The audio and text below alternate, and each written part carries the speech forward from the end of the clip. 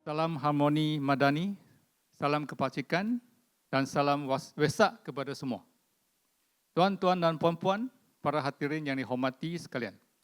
Selamat datang dan syabas kerana meluangkan masa berbagi yang berbahagia ini untuk bersama-sama kita menghadiri wacana harmoni madani.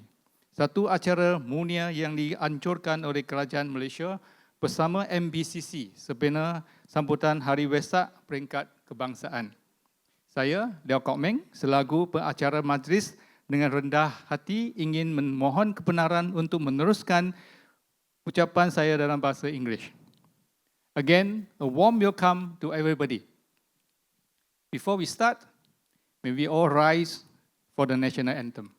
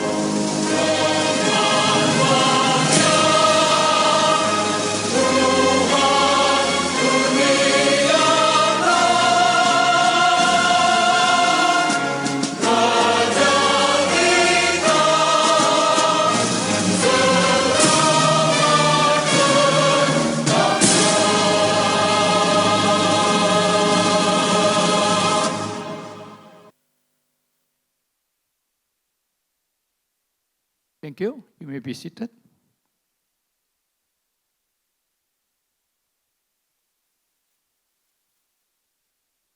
This is the section 2 of National Wesak Conference 2026, jointly organized by Ministry of National Unity and Minister of Transport and hosted by Malaysian Buddhist Consultative Council, or in short, MBCC.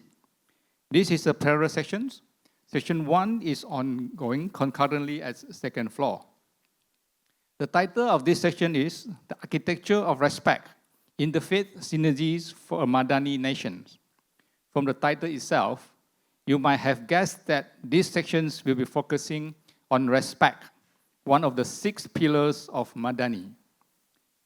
This morning, we are honored to have 6 speakers from 6 different major regions in Malaysia to share their wisdom with us on the topic. Before I invite them to come on the stage, I wish to request all of us to turn our phones to silent mode so that we will not disturb the sections with the ringing of the phones. Thank you.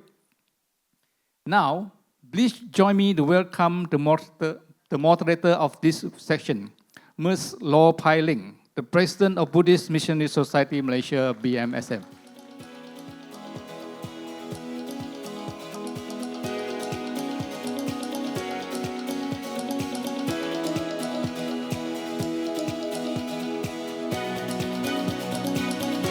Next, I wish to invite the speakers representing the respective 6 regions. Representing Islam is Encik Ahmad Fahmi Muhammad Samsudin, the President of the Muslim Youth Movement of Malaysia, or in short, ABIM.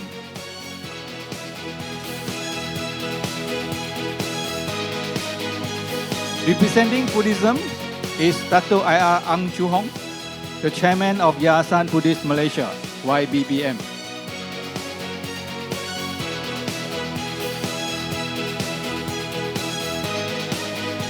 Representing Christianity is Reverend Father Xavier Andrew, a Catholic priest in the Archdiocese of Kuala Lumpur.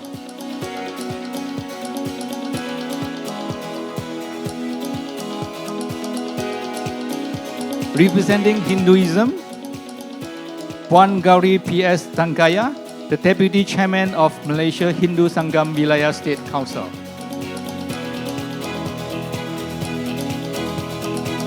Next is representing Sikhism, Professor Dr. Charanjit Kaur, a leading researcher in Sikh studies. And last is representing Taoism, Dr. Yam Kah Kean, the founding president of the Taoist Association of Malaysia.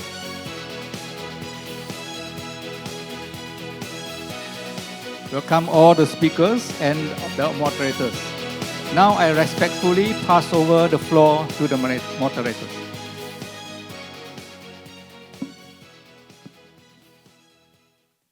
Thank you, Brother Liau, Meng, for the short and sweet but wonderful and respectful introductions. So I would like to wish everyone a very good morning. Salam Sejahtera. And I saw that Yang Berusaha, Brother A. Hemadasa is here. He's the co-chairman of this very national Wesak conference. And he's also an ahli jabatan kuasa of MBCC, a distinguished panelist, and also the distinguished religious leaders and respective representative of various NGOs. Global Network Unity Global Unity Network is here, and BAPS, many others. Brothers and sisters in the Dhamma, it is with great joy and gratitude that I thank you all for joining session 2, Interfaith Dialogue, entitled The Architect of Respect, Interfaith Synergy for Madani Nations. I'm truly delighted that all 6 panelists here are not just esteemed colleagues, but also close friends whom I have had the privilege of working with them in one way or another. Betul tak? We worked before, huh? Thank you so much for graciously agreeing to join this session, which will be moderated by your truly. This morning program is divided into 2 main parts, the presentation session and also the Q&A sessions. During the presentations, our esteemed panelists will be invited to speak for 5 minutes on how the concept of respect, the 4 pillars of the 6 core pillars of the Madani policy framework, align with their respective religions. The volunteer will alert the panelists after 4 minutes, leaving 1 minute to conclude. Yeah? Following this, we will open the floor for the question and answer session. Brothers and sisters, to maximize audience participation, we kindly request that each audience or participant limits their question to 1 specific religion and 1 panelist. Boleh? Huh? And briefly, the National Madani Policy Framework is built upon 6 core pillars which form the acronym scripts in English. These pillars are kemampatan, sustainability, kesejahteraan, prosperity. Third is daya cipta, innovation, hormat, respect, keyakinan, trust. And the last one is ihsan, care, and compassion. Brothers and sisters, in the spirit of Wesak and our shared aspiration for our nations, this session aims to explore how core values like respect, hormat, are not exclusive to any single religion. Rather, they are universal threads woven through Islam, Buddhism, Christianity, Hinduism, Sikhism, and Taoism. Without further delay, I would like to invite our first panelist, Saudara Fahmi. I'll start from there, from right to left. to share how this Madani concept of respect align with the teaching of Islam. Saudara Fahmi, the floor is yours. Thank you.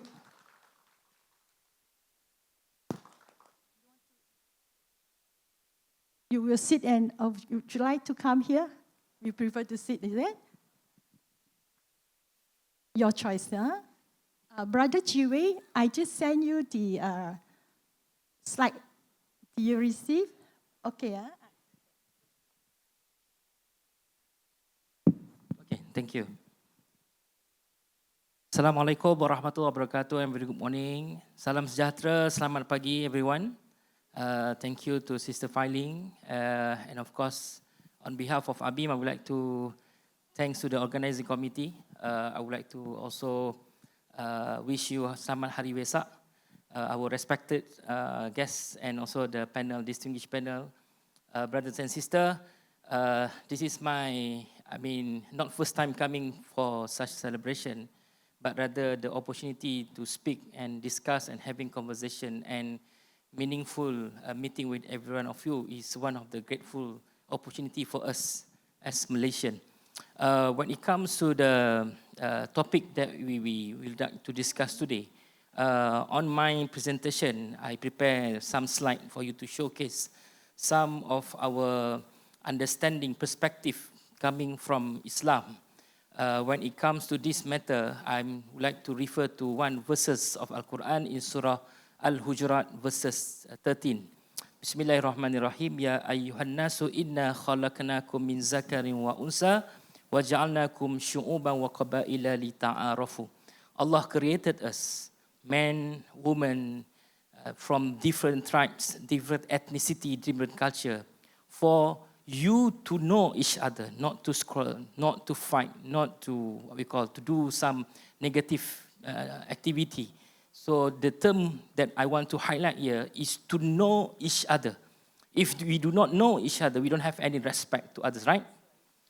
For me personally, by having this engagement with my movement association pertaining to this matter, this is what makes us somehow understand what we call the diversity, the way how Allah subhanahu wa ta'ala already acknowledged the differences, acknowledge the varieties of creating a person, a religious, a tribe and whatnot. So this is one of exemplary. And this is also, I want to quote another verses of Quran, وَلَقَدْ كَرَّمْنَا بَنِي Adam. So Bani Adam meaning the son of Adam. So the words or in Al-Quran, it doesn't show any specificity on Muslim. So when it refers to this, we have this Ya ayyuhan nas, meaning to all humanity. Bani Adam meaning to all human beings. So it shows that we basically recognize this. And I would like to also somehow, next slide, this is one of the incidents.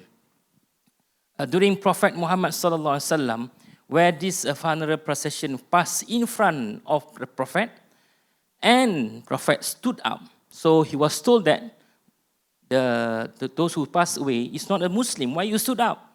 This is Jews. So Prophet mentioned that is it not a living being? So the question here is, we as a human, we have this understanding. We need to have this respect. We need to have this understanding among us. I think by having this opportunity, later on I can have another slot. Next slide. So we have this another verses in Al-Quran, the one that I want to mention. And interestingly, because we have a lot of verses in Al-Quran, the one who mentioned me these verses of Al-Quran is Dato Xavier from Friendship Group of Interreligious Services. He's from the Satya Sai Baba. So he's the one who I think responsible to make a speech for the Prime Minister. So he basically remind me of these verses of Quran because he found out these verses very interestingly. Why? Because the verses clearly mention and do not insult those disbelievers, invoke others than Allah, lest they insult Allah in enmity without knowledge. Meaning here we have this many issue and many sensitivity. We have many what we call situation here in Malaysia where other faiths are the one who created what we call the situation in Malaysia, and we are the one who are we consider the leaders, the leaders of the religious representative are the one who play the role like firefighting, right? We are the one who make sure that there is no fire. So this option for us, you have fire, you have water. So the role here for us is to make sure that our believers, our followers, and our fellow brothers understand these issues and also understand the sensitivities. And looking at Malaysia as a multicultural society, apart from Prime Minister bringing this concept of Madani, I believe we can do more. We can be the exemplary. We are not the minority, even though the audience is not much, but I believe everyone here play a role to be the stakeholders, to be the ambassador, to be the spokesperson. Thank you so much. I think I have another slide, but later on I believe that there will be a question, then we can refer to this. Thank you.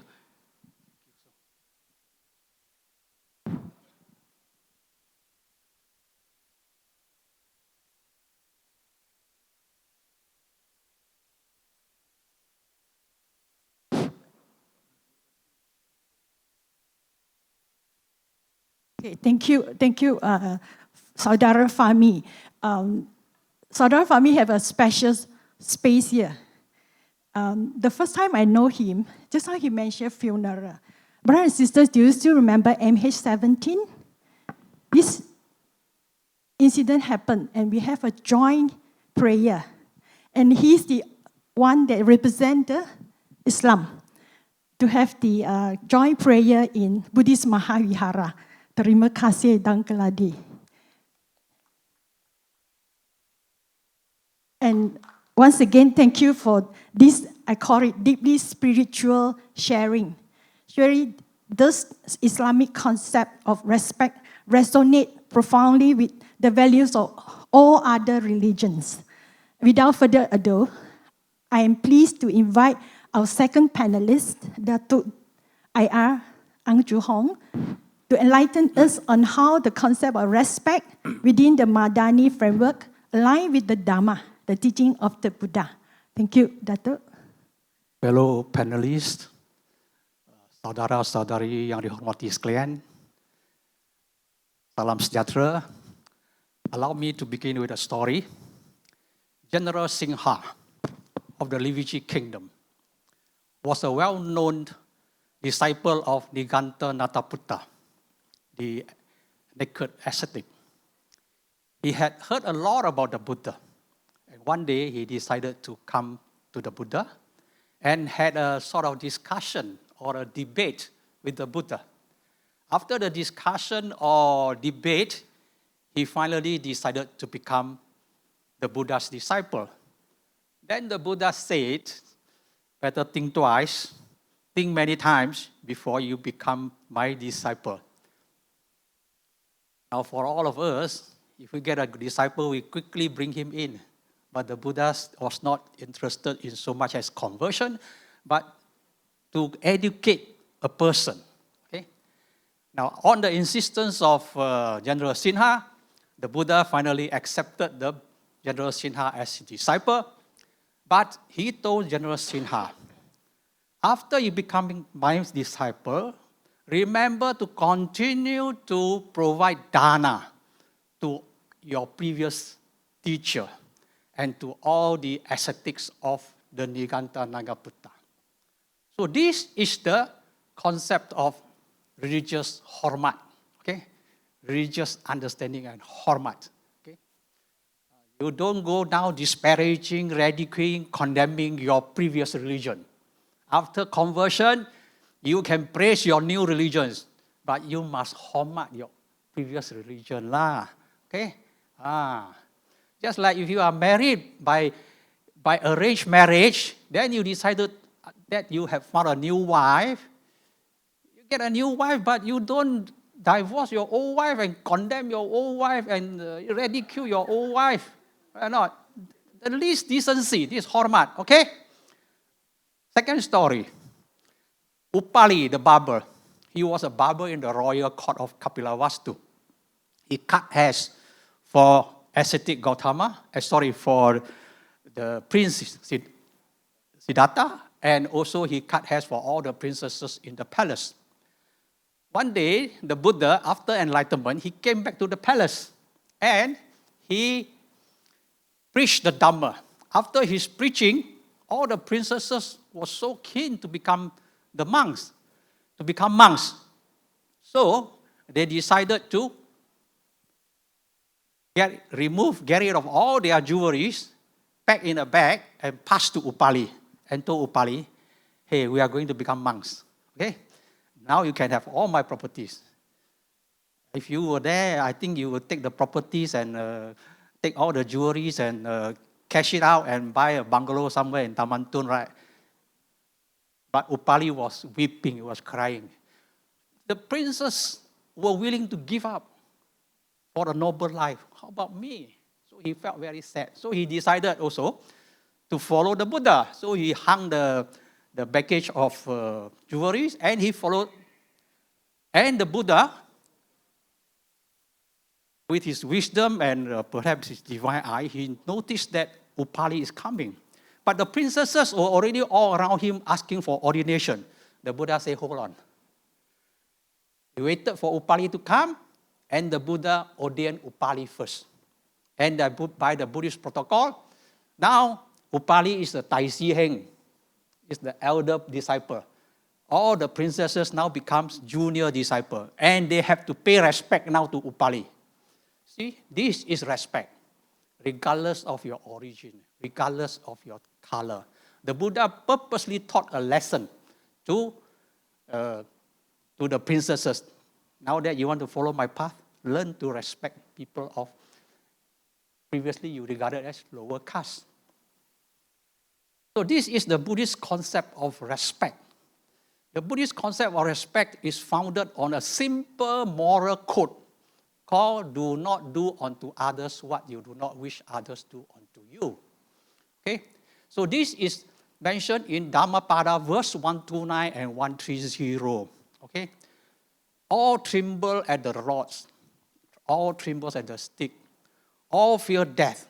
Therefore, comparing oneself with another, do not strike, neither cause to strike. Comparing oneself with another means put yourself in that person's position. Okay? So this is the golden rule. We want respect, therefore we must respect people. So respect begets respect. Okay? Since time is up, I must respect the time also. I must show some respect to the panelists, so I have to end here, although I got one more point. Thank you very much. Thank you very much to Dato Ang. I say sadhu, sadhu, sadhu for that truly enlightening presentations. So may I now respectfully invite Reverend Father Xavier to share his thoughts with us. Reverend? Since my two fellow panelists stood up, I also stand up. To respect. You're speaking about respect. Yeah, but I hope I don't end up preaching for an hour. Because when you take a mic, and the pastors and priests in the church, we end up preaching too much, So anyway, see, in Christianity views respect as a foundational expression of God's love. And it is rooted in the belief that all men and women, of course, are created in the image and likeness of God, which means we are all equal. And so, consequently, Christians are commanded to treat everyone with dignity, humility, and honor. And that is explicitly mentioned in the Bible, in the Gospel. Just now, our engineer Ang has mentioned that same word. Matthew's Gospel, chapter 7, verse 12. You may think Father simply quoting, you go and check. Chapter 7, verse 12, that says, do unto others what you want them to do unto you. That's respect. And I think it runs across all the religions. Do unto others what you expect them, whatever you expect them to do unto you. To go a little further, the other text, I just got 4 texts only, not many texts, don't worry. The second one is 1 Peter. It's in the Bible. The 1 Peter, maybe you will feel alien to this, but I'll just, very short one. 1 Peter chapter 2, verse 17 tells us, show respect to everyone. Show respect to everyone. The third quotation is Romans chapter 2, verse 10, that tells us, outdo one another in showing respect. Outdo one another in respect means showing love. We want to outdo one another in being richer, being smarter, being excellent in all our talents and whatnot. But here, the call is to show respect and love. Just now, as I was walking in, so many people showed me so much of respect. They see me in this white garb, a priest, they straight away said like this, like this, like this. And they are not Catholics, they are not Christians. That's so beautiful. A display of respect because of love, because of the other person being created in the image and likeness of God.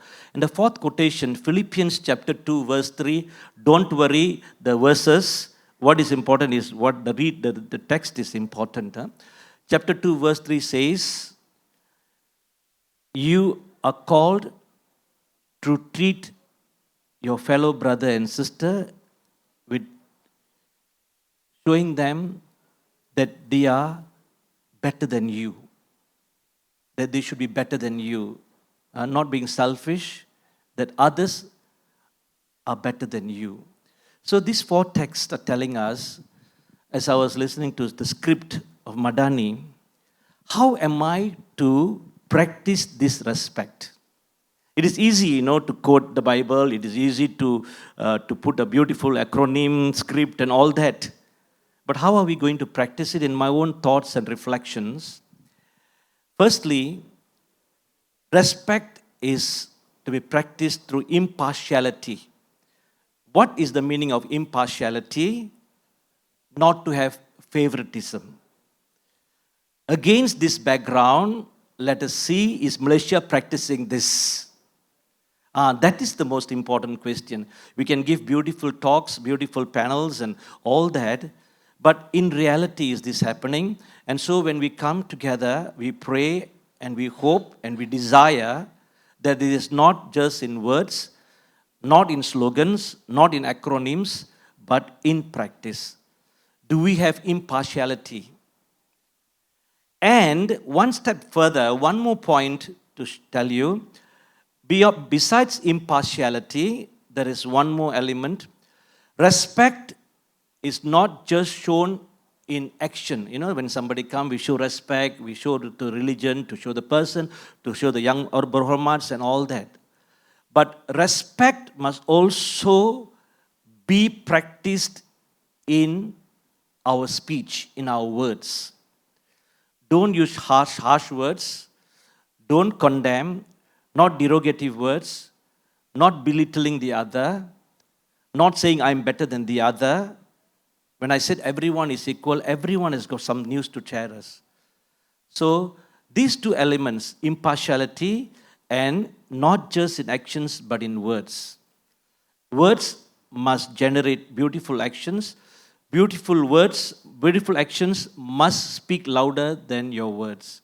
So these are the things that I would like to share with you. Lastly, one little story. How these words can be practiced. A couple who got married, after a month they were driving past in a village. As you were going in a village, the husband and wife were driving and happily going, and they saw some monkeys swinging on the trees, As they were swinging on the trees, so the husband told the wife, hey, your relatives there. Then the wife said, yes, they are my relatives. The day I married you, they became my relatives. Which means she is telling him, you are the monkey with whom I'm married to. World War III began. From there, World War III began. You see, our tongue, our mouth, so important. So, dear sisters and brothers, let us pray for this grace that how to understand respect is deeper than just slogans and acronyms. God bless. Thank you.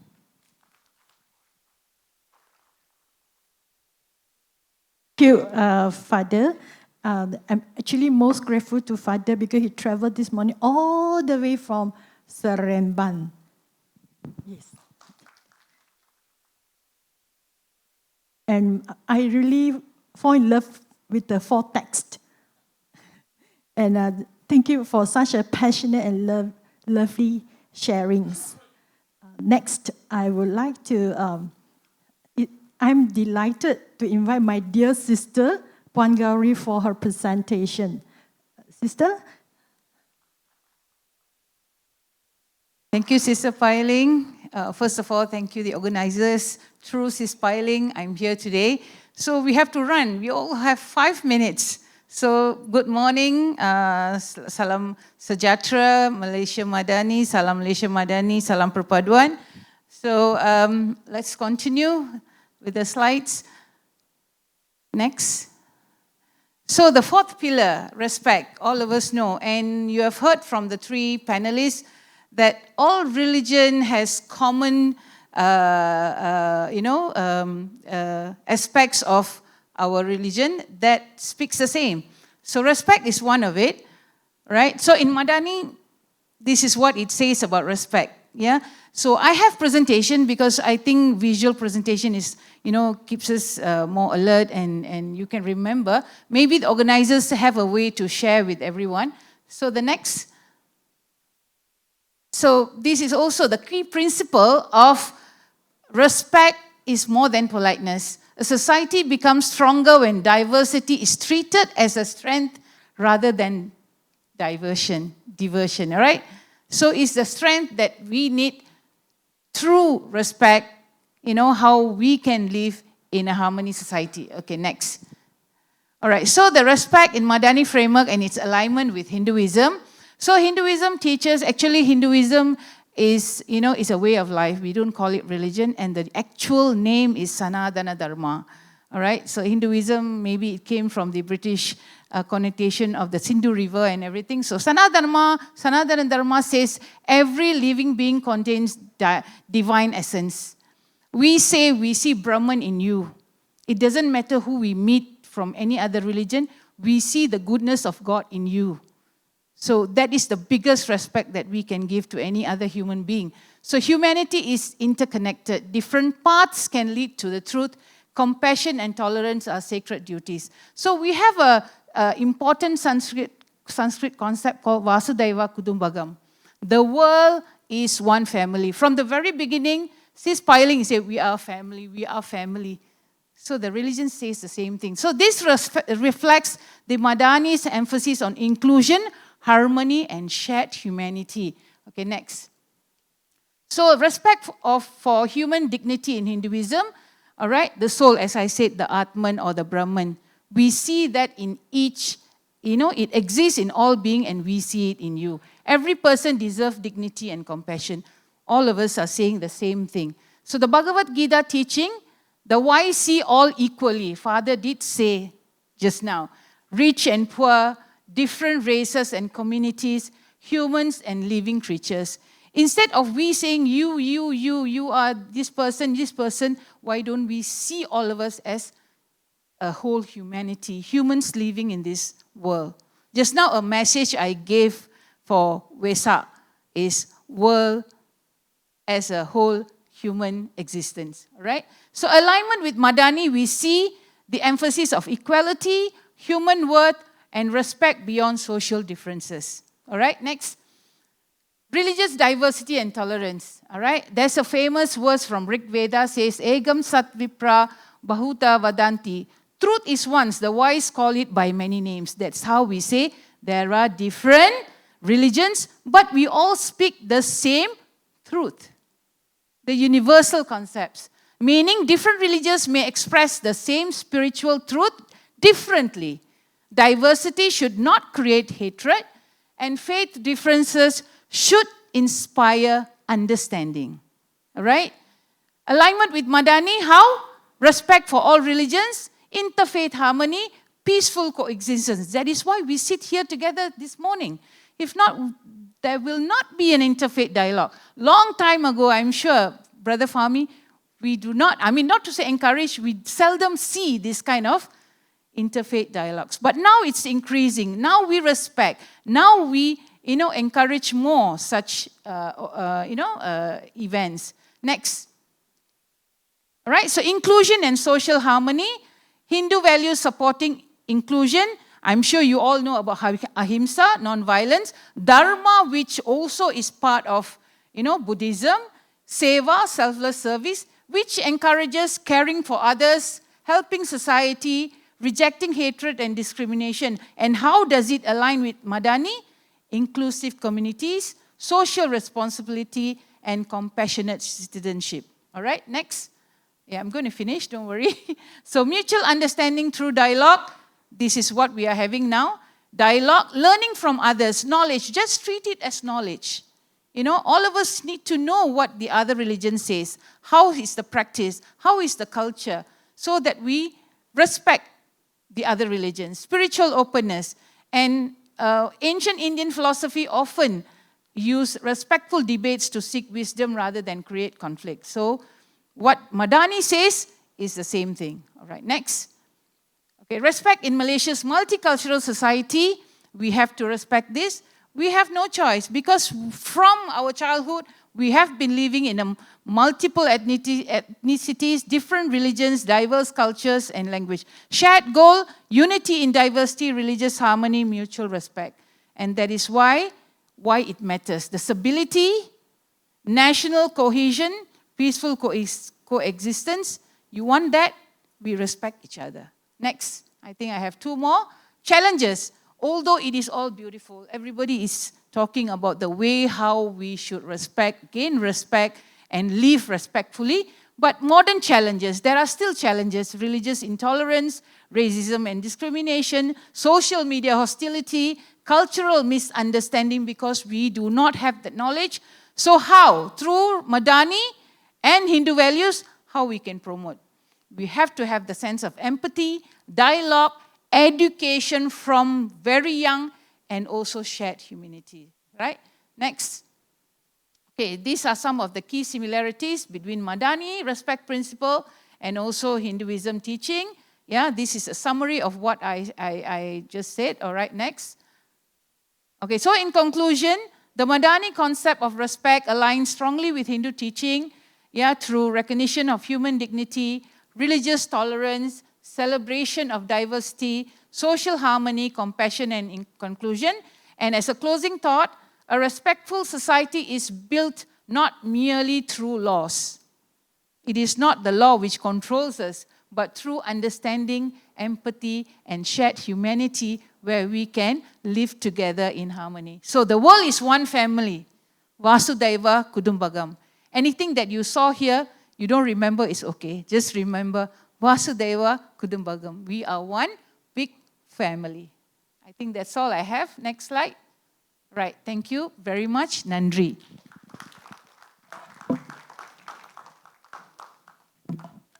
Nandri, Sister Gowri. We both work in I call it biggest interfaith organization selain Islam. It's called MCCBCHST.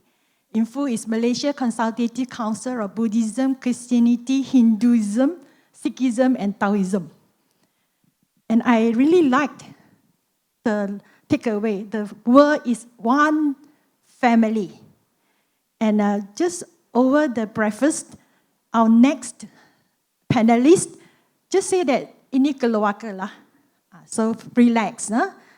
We will just sharing like a family members.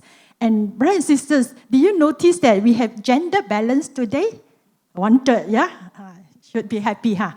Including me will be more than 1/3. Okay, so moving forward, I humbly invite Professor Dr. Charanjit to share her insights with us. Silakan.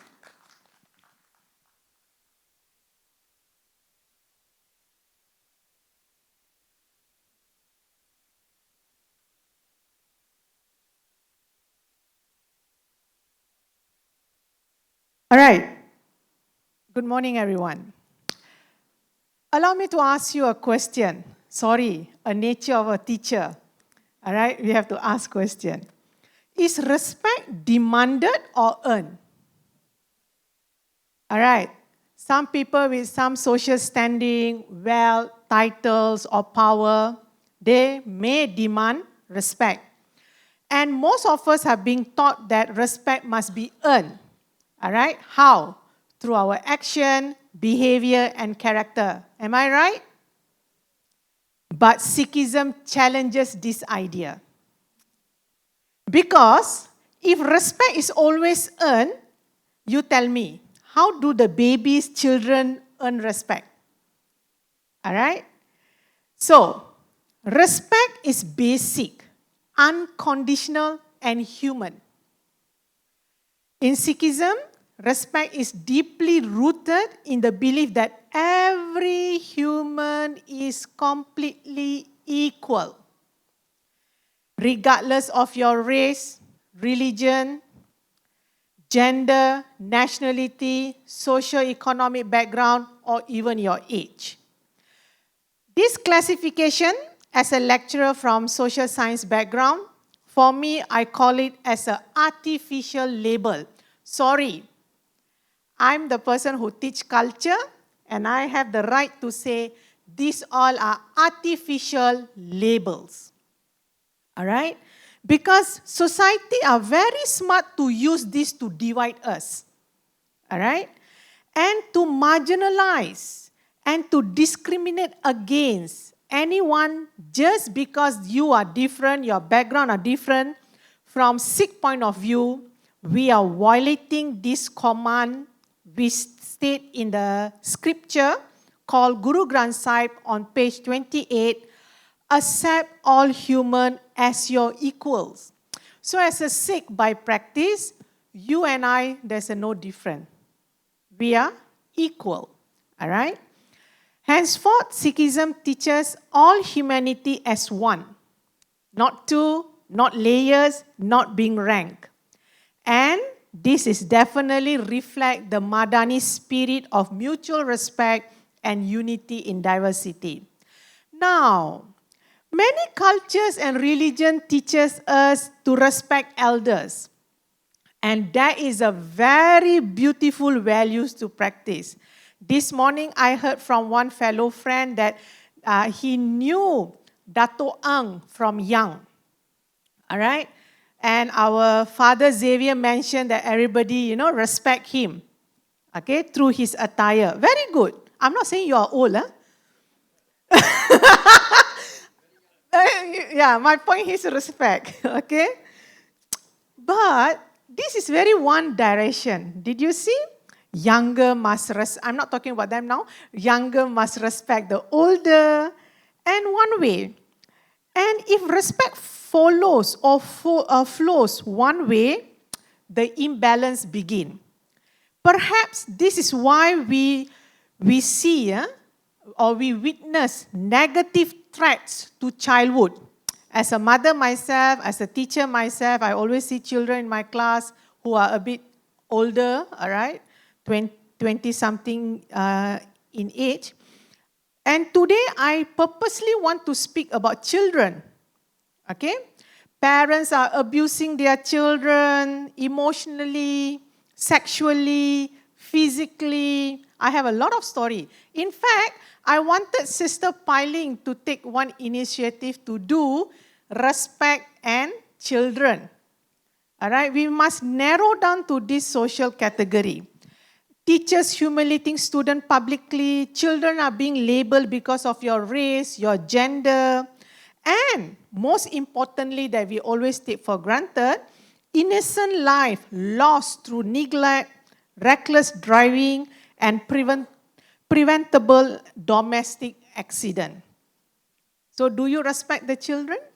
Do you respect the older people, the younger group of people? All right? So for me, the root of many of these problems is a dangerous idea that dignity must be first earned. Society teaches us to rank human values But Sikhism teach us to recognize it. All right, on the page 1349 state, from the one light, the entire world came into being. So, who can be called good?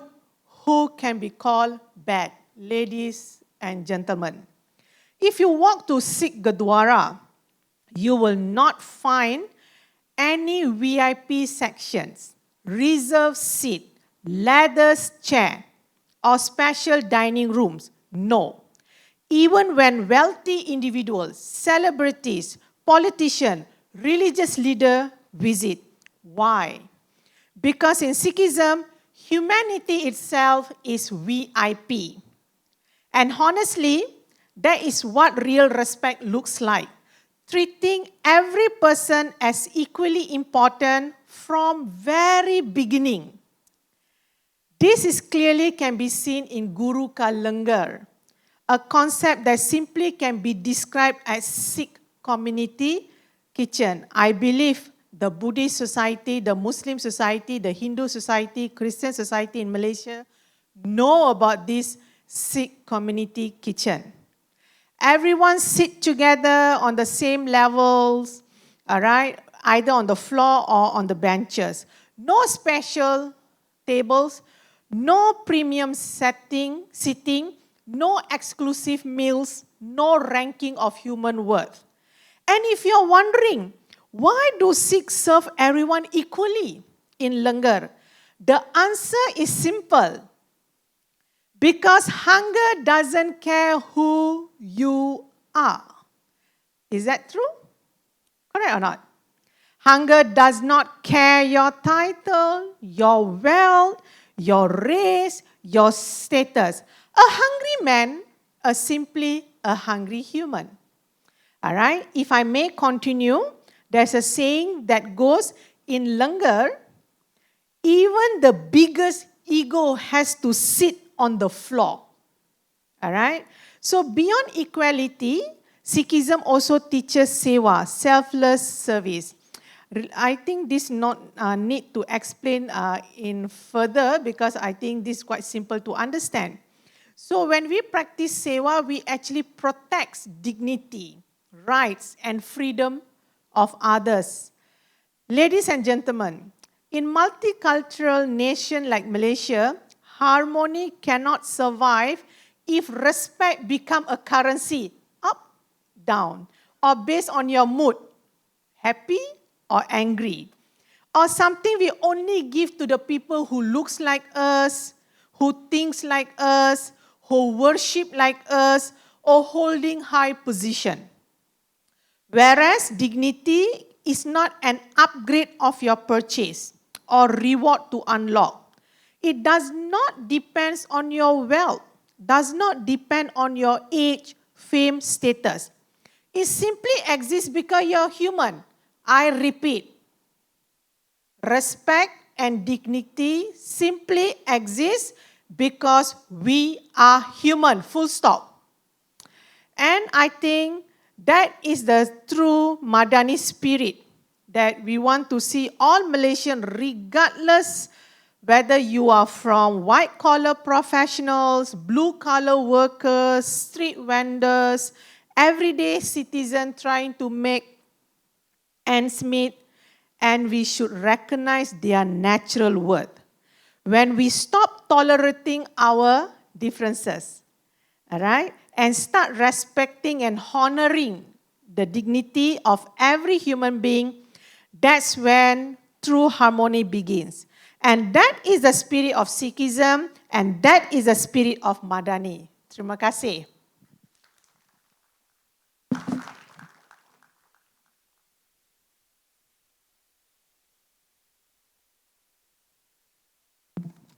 Shukriya.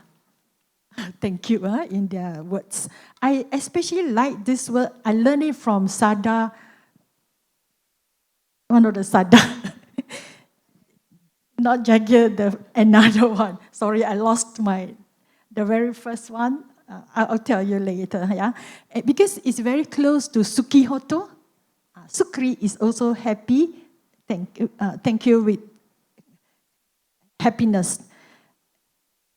Isn't it her presentation is very powerful? So respect now is not earned, but it's actually fundamental to all. Yeah, but of course you have more through your actions. And our father said not only action, speech. This is very important. Yeah.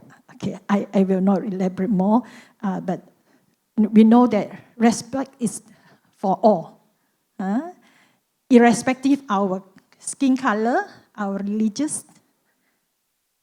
And last but certainly not least, I gratefully invite Dr. Yam to share his insight with us as well. Thank you. Right, thank you, Madam Moderator, and salam sejahtera to every one of you. Now, I'll go straight to the point. Now, the Taoist perspective on mutual respect between individuals can be examined through two primary dimensions. That they are doctrinal foundations, that is why we need to respect each other, and also the faith practices, that's how we're going to respect each other.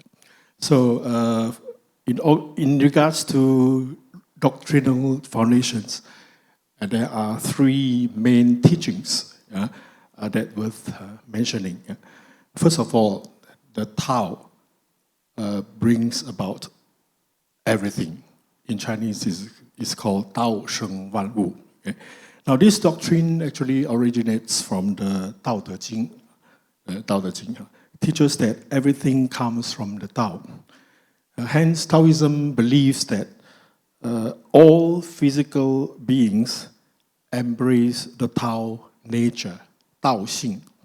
一切有形皆含道性. Now, since every individual is generated by Tao and inherently possesses this divine nature, we are fundamentally equal, regardless of wealth, social status, age, color of the skin, and so on and so forth. Yeah? So our essential nature is identical. So therefore, we should treat one another with equal respect and never view anyone with contempt. Now, this is the first teaching. This is the basic of why we should practice respect. Now, second teaching I will share with you is what the Taoists call the oneness of all things. 万物起义, the oneness of all things. Now, it means to celebrate individual differences. Now, while everyone possesses the same Tao nature, the individual expresses are different. So there is a story in the scripture of Nanhua Jing. It goes like this. A different type of birds has different leg length. So we shouldn't pull and stretch the short ones or cut and shorten the long ones. So because why? Because naturally the long should not be cut, and what is naturally short should not be stretched. So because there is no need to create unnecessary sorrow, isn't it? If the leg is short, then you stretch it. If the leg is long, you cut it, then you create sorrow to the birds. Now this is actually a metaphor. Yeah? Now we must understand that every individual possesses a unique nature. Forcing uniformity only brings suffering. I suppose all of us agree upon that. Yeah? Now, genuine equality is not about forced flattening, but rather allowing the long to be long, the short to be short, so that everyone can enjoy their inherent nature. So in short, respect each other's uniqueness. We are unique, so respect each other's uniqueness. That is the second teaching I want to share. And the third one is what we call Dao Chang Wu Wei, meaning the principle of non-interference.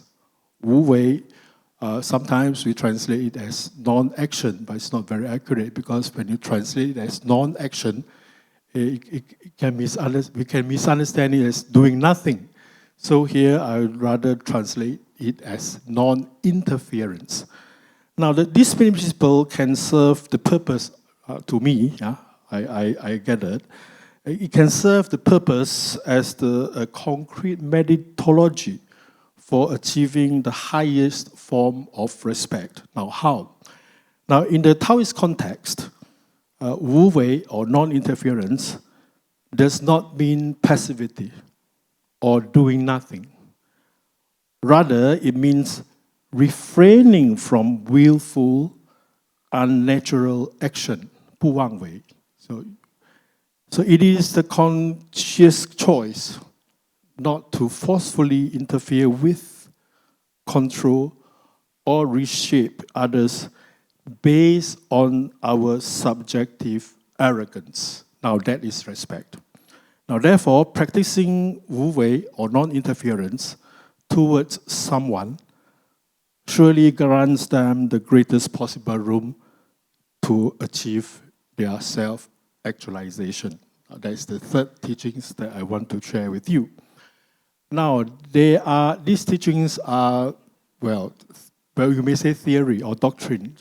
Now, there's why we need to respect each other. Now, when we come to how we can respect each other, then let us come to the faith practice part. Now, it can be shown in a lot of Taoist scriptures and texts. Let me just quote 3 sources from the Taoist scriptures. Now, first of all, is the Tao Te Ching. The Tao Te Ching says, "To those who are good, I am good. To those who are not good, I am also good." Meaning, if the person is no good, you need to treat them good also, yeah?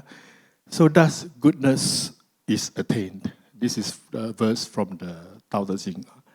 Now, the second text, the second classics that I want to share with you is the classic of 10 precepts. It says, "Show reverence to all people.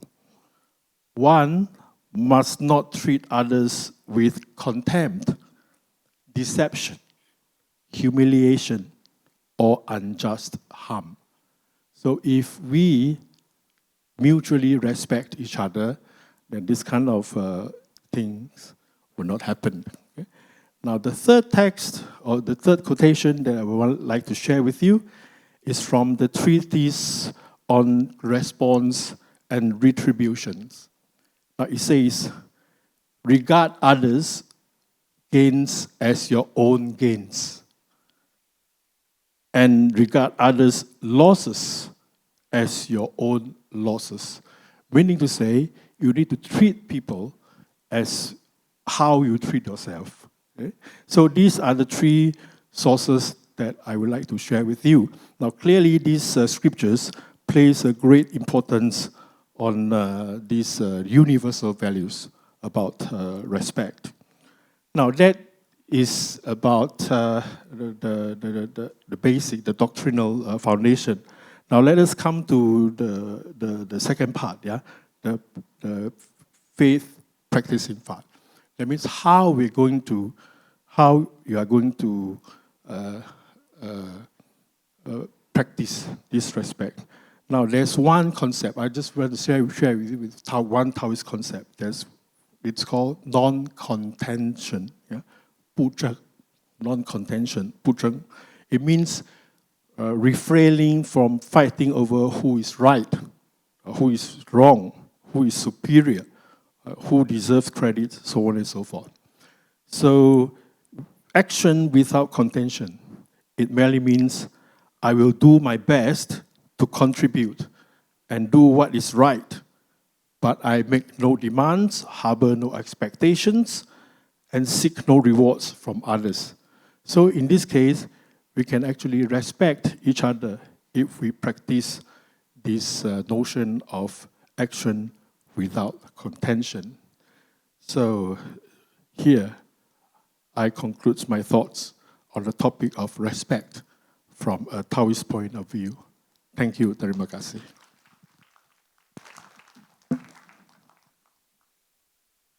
感恩.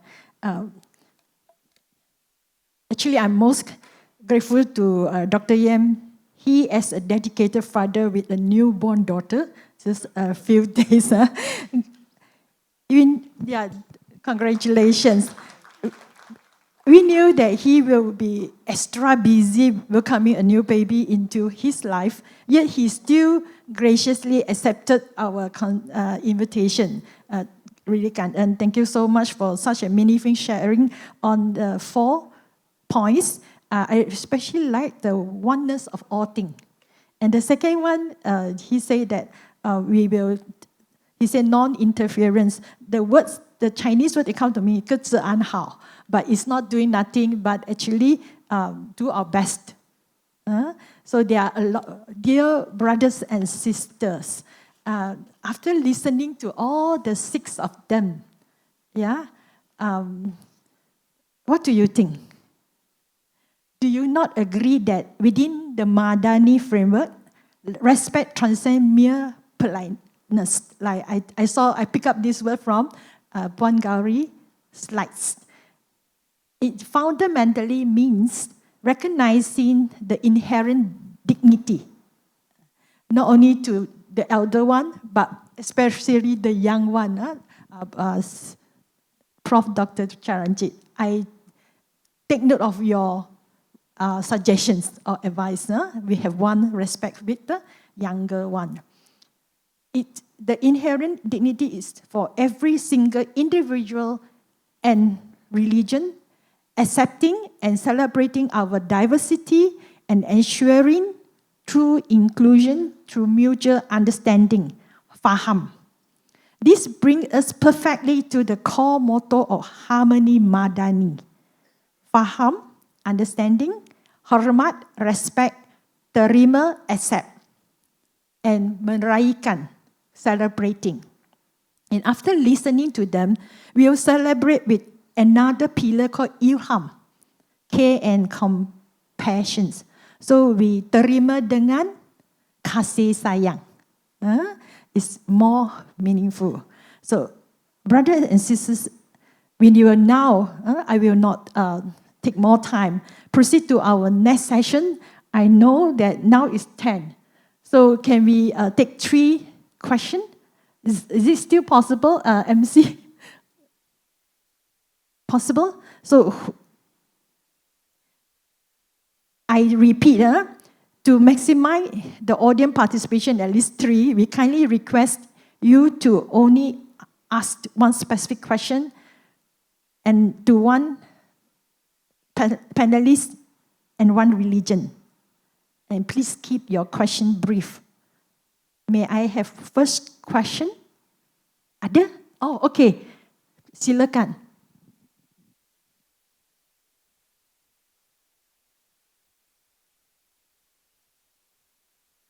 Terima kasih, Puan Lo. My question is addressed to Brother Fahmi. For me, my concern is not so much respect. It's about how it's actually about fear. I give the example of President Prabowo, who came to our country and greeted all major religions in his introductory speech. When I am working in Indonesia, for example, if I'm in Java, I will start with a Bismillah. If I'm in Bali, I will start with an Om Swastiastu. Whereas in Malaysia, my question is, how do we get acceptance publicly demonstrated? How does Islam as the host in many ways, because we have the special position of the Malay and of Islam. And I think this is something all Malaysians respect. But there is a walking on eggshells. there is a concern of how do we feel this equality that we've talked about here, that everyone is the same. So the question is to Brother Fahmi, how does Islam lead as the host to introduce this sense of deep respect, and how do non-Muslims support the efforts of Islamic leaders? Thank you. Thank you. Yeah, silakan. If I may, I prepared some of the slide. Probably you can show at the end of the slide. But thank you for the question. This is kind of reminder for me personally. We have this kind of discussion. Even here we are living and we consider Malay or Muslim, considered largely in community, but considered we are living in a globally world. We are indeed not a majority. But Islam is not mainly towards race-based. Islam is a rahmatul lil alamin, meaning every person, every race, and every ethnicity need to understand this. I just want to highlight you some of the words in my last slide before I go to previous one. You know the real meaning of peace only if you have been through the war. So indeed, if you go to the last slide, so indeed coming from a background as an activist, looking and having this experience dealing with various parts of the country, coming from the war-torn countries and whatnot. So we have this, what we call reminder by our brothers and sisters, saying to me personally that please, Brother Fahmi, please be reminded that one day your country, Malaysia, will follow us. I mean, we can go through all sort of conflicts that is happening now. That is, we can consider as our reminder. Because in our conversation, I still remind that I probably said that, Alhamdulillah, we say in a peaceful country, we have this multicultural society. We do have this election for many years. We do not have any bloodshed and whatnot. We don't have any, what we call, issues. But I mean, the reminder is that we never thought that it's happening to us. We never thinking of that. So we probably now seeing others. And we believe that, Alhamdulillah, we live in a very peaceful country. But yet, for me, as a Muslim, we need to understand that even we have other brothers and sisters from various group and faith and religion, we need to make sure that they are in peace. They are in a situation where they believe they can live within a very peaceful and harmony. I've been reminded by Sister Piling just now, because somehow in Malaysia, currently, we only, I mean, somehow we use this to have this solidarity when incident and when the conflict happens. So we have this situation where we gather everyone, every religion, every leaders coming together to sit and discuss. So I have this, I mean, situation where people are asking me many questions that I never thought that our brothers or our sister might want to know more detail on this. They are asking me in MH370, MH70, we explaining to them that the way how Muslim pray is of course different than we ask you to come to our masjid. Then someone asked me, Fahmi, I'm living here for more than 50 years. We heard azan every day, but we do not know what you are doing, basically in fact. So there are people asking me as well, what Islam solve the issue of those missing in flight? What about their marriage? What about their financial burden and whatnot? So there are many questions. And for me, I believe that if I do not engage and having this interaction, maybe I could not know what would be your, I mean, question, your solution, probably we need to have more conversation. So we are encouraging our members to be not only inclusively within our own society, but rather to make sure that we have this engagement within various friends and whatnot. In order for us to gain respect, today, in fact, I learned a lot. Even me personally considered as activists, we learn a lot on our, I mean, engagement with our brothers and sisters. So, inshallah, we believe that Malaysia can be a model for that and model for us in Malaysia to make sure that the country is still what we call peaceful and people outside probably will come and see what are the best exemplary and best practices that we can showcase to the world. Thank you so much. Because of the time factors, may we stop here? So thank you everyone. To wrap up our wonderful session, I would like to invite each of our panelists to share one sentence of mantra for our friends to take back. May I start with you? We reverse the order. Start first.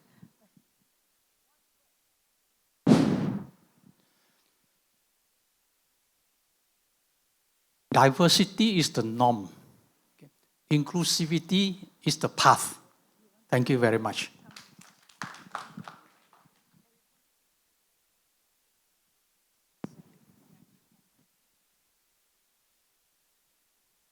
So I think one word that strikes me is, in humility, look at others, value others above yourself. In humility, value others above yourselves. This is from quotation from the Bible, of course. Philippians chapter 2, verse 3, I just now I shared with you. Thank you. Of course, you would have forgotten the verse, never mind. But at least carry this word with you. In humility, value others above yourself. Thank you. Okay, I have a verse here from Yajurveda, chapter 36.18. Mitrasya aham chaksaya sarvani buddhani sameksya. May I look upon all beings with the eyes of a friend. May I look upon all beings with the eyes of a friend. Encourages a mindset of goodwill and mutual respect towards everyone. Thank you. Hi again. Very short. Respect is lived, not proclaimed. Okay, there is a verse in the Taoist scripture of mass salvation, 度人经, that sounds like this: 齐同慈爱，一股澄清，国安民丰，心乐太平. It means embrace all with equal compassion and treat strangers as your own kin.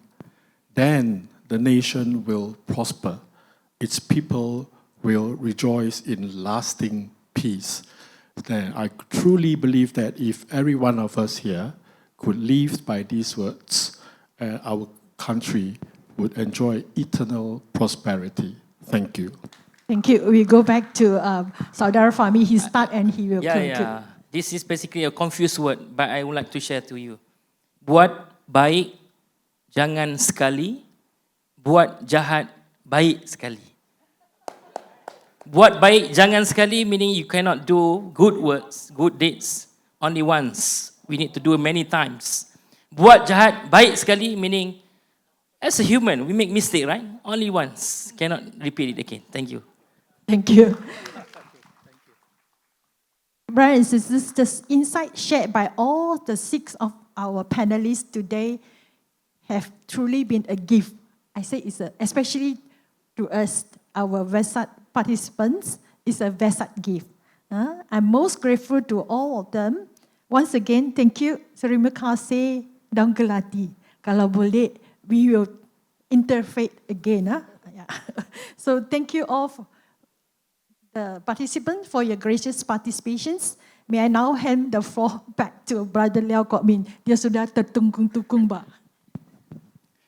Thank you.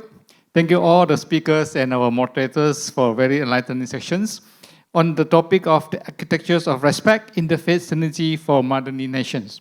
To express our gratitude, now I would like to invite Mr. Hema Desa, the ESCO members of MBCC and also the co-chairman of National Wesak Conference 2026 to present the token of appreciations.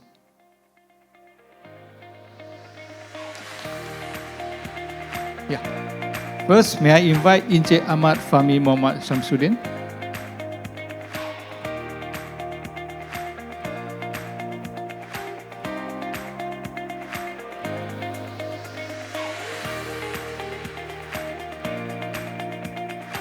Okay, Dato IR Ang Chu Hong.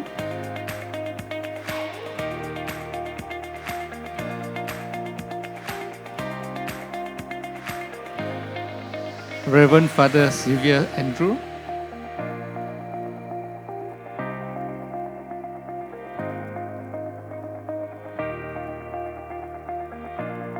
Buan Gowri PS Thangaya.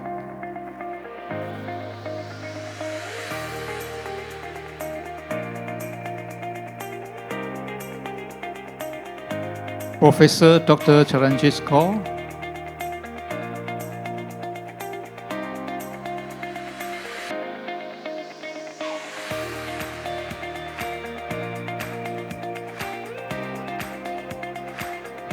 Dr. Yam Kah Kean.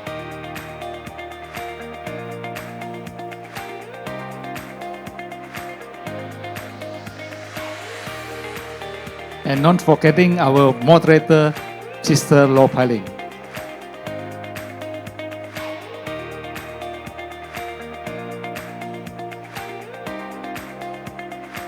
Okay, thank you, Brother Hematesa. And again, a big thank you to all the speakers and moderators, and to all of you for attending and listening attentively to the sharing. You want to have a group photos? Yeah. No, no. Very far.